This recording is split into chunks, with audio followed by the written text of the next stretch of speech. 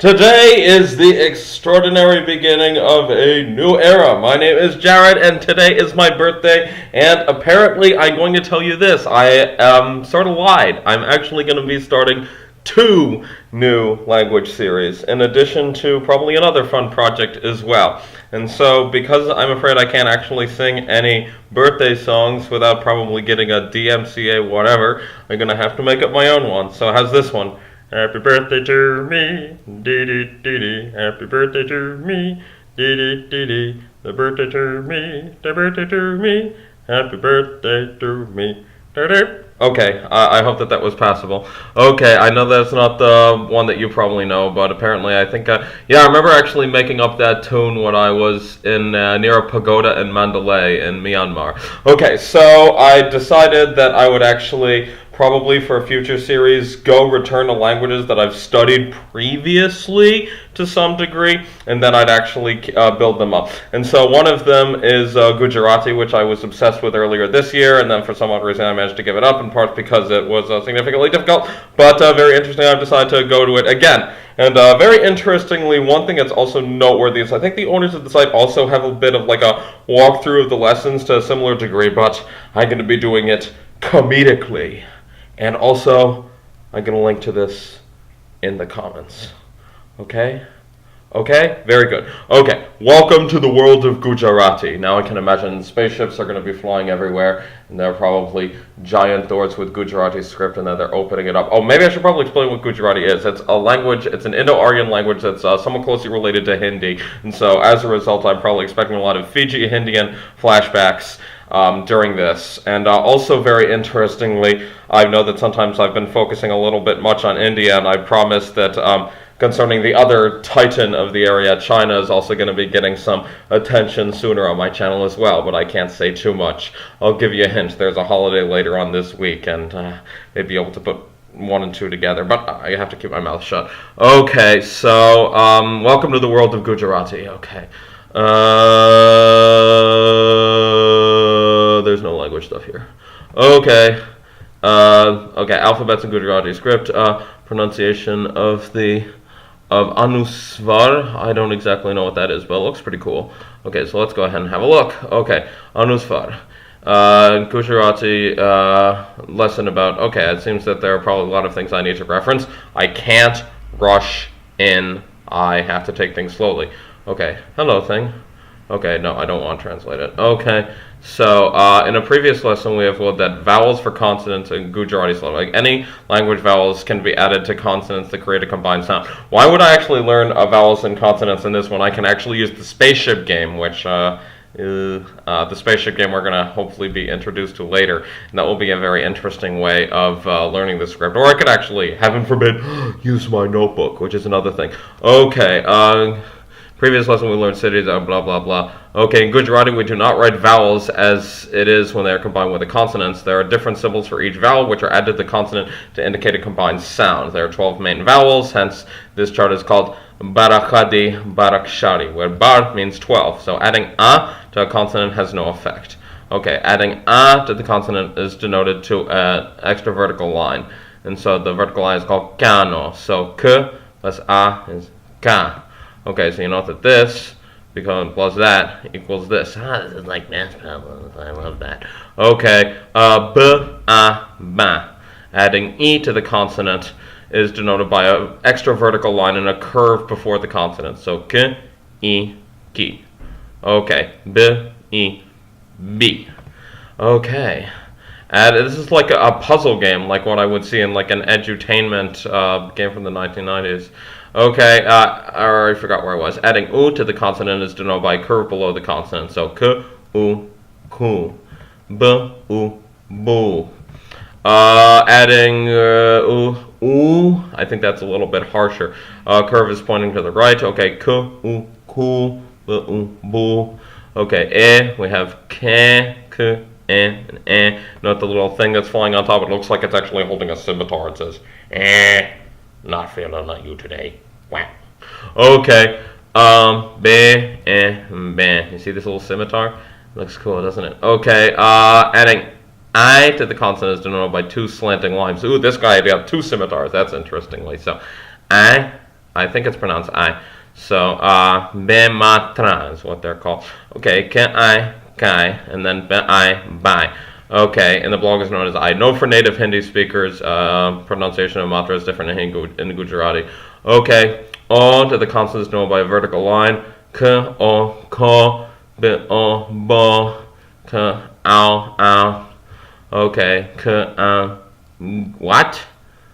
K. Okay, I think I really need some help. So adding am to a consonant is denoted by giving a dot to the consonant. So I think it would be like km or boom. I think so. And then, of course, adding a to the consonant is denoted by 2 dots after the consonant. So the one dot is like putting an M afterwards, and then the second dot will be like an aspiration, like k or b. Okay, so now that we're done with that, let's go ahead and read some stuff. Okay, and then I'll definitely go ahead and conclude. Okay, lesson, okay. I have no idea what I'm doing. I'm going to let you know that I am pretty much beginner plus in this language. I am not an authority. I am just simply someone who struggles, and I struggle on camera so that other people can be inspired to break their comfort zones and smash them into smithereens. Yeah, that's going to be fun. Okay, boom, okay. Anusvar, and so that's the dot that we spoke of. But the anusvar is a nasal sound. I think I remember hearing that on like one of my Gujarati apps that I used to do something with earlier this year. Fun days. Okay, digit, ank, okay, fan, pankha, and then Mars, manga, sleep, unk. Okay, very interestingly, this sort of reminds me of 2 things. One, that sort of MN fusion sound that I remember having in Salon Creole, as well as in Fiji Hindi in my other series. And also this does remind me of Polish as well, like the word pamiętam, which means I remember. Interestingly, there's not an N that's actually written there, but it's actually pronounced. And so this is very somewhat similar to that. Again, the Indo-European family tree. We have Polish and Gujarati are surprisingly family members, although they're not. They're distant family members. They're not close family members. Okay, the nasal dot is followed by the characters ch, ch, j, j. The other time it is ja. So collection will be samjai, kamch, mamjar, and then famch. So samjai is a cat, and no, samjai is a collection, mamjar is a cat. Okay, if the nasal dot is followed by the characters okay, boredom spelled with, wow, boredom spelled with B-O-A-R-D-O-M. Wow, that should be the name of a game. I want a board game named after that. A boredom, where you actually play as giant boars. I want this game. I want this game right now. I should probably create this game. Okay, cantalo, throat, cant, and cant. Mandani, its layout in eunuch, sant, and shant. Okay, if the nasal dot is followed by the characters d, t, and n, the dot is pronounced as an n. Okay, saint, sant, religious sect, pamt, port, bandar, joint, sando, and then I don't know what tiana actually is. I think that's probably a personal name. Okay, synonym in Gujarati. Okay, pump. Okay. I should read things rather than rushing in. The nasal dot is followed by the characters p, b, p, or m. The dot is pronounced as an m. So pump, amp. So pump is just like the English loan word. Lemon would be limbu. Start, aramb, price, kimat. Okay. If the nasal dot is followed by y, r, l, v, sh, big sh, sh. H-L-K-S-H. I promise I'll learn all of you one day, I promise. And then G, the G is pronounced as am. Okay, amsh, and then amsh. It's a part, bracket, counts, term, samnia. Bracket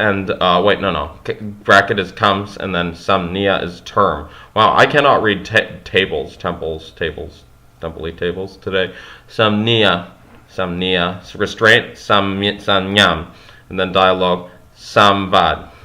Okay, rule 7. If the nasal dot is followed by the space character dot, it is pronounced as a nasal sound. So, hum is, I think it means I, based on my knowledge of, wait for it, Fiji Hindi is pronounced hu along with the nasal sound. We'll write here, as we pronounce H with a nasal sound. Similarly, we pronounce along with the nasal sound, but it's not elongated as So, tum, tam, and mem. Now, this I remember from Fiji Hindi. This means you, informal, if I recall correctly. Okay, so let's see exactly how much we have to do. So another thing, I have a private memorized course that I created at the beginning of the year. I had a significant amount of content from this and also from Omniglot that I put into it. As of today, as my birthday present, I'm going to be bringing it back, and I look forward to promising times in my life. So yeah, this week marks, this language, one other language that's going to come later on today, and then one or possibly even two more for the Thanksgiving holiday. And I bet you're probably going to be able to guess what they are somehow. Okay, until then, this is Jared letting you know that there are some people that might actually somehow think that you're messing things up, or that you probably shouldn't struggle so much. But struggling is learning, and every human being deserves to learn. Have a good one. See you next time. P.S. Happy birthday to me.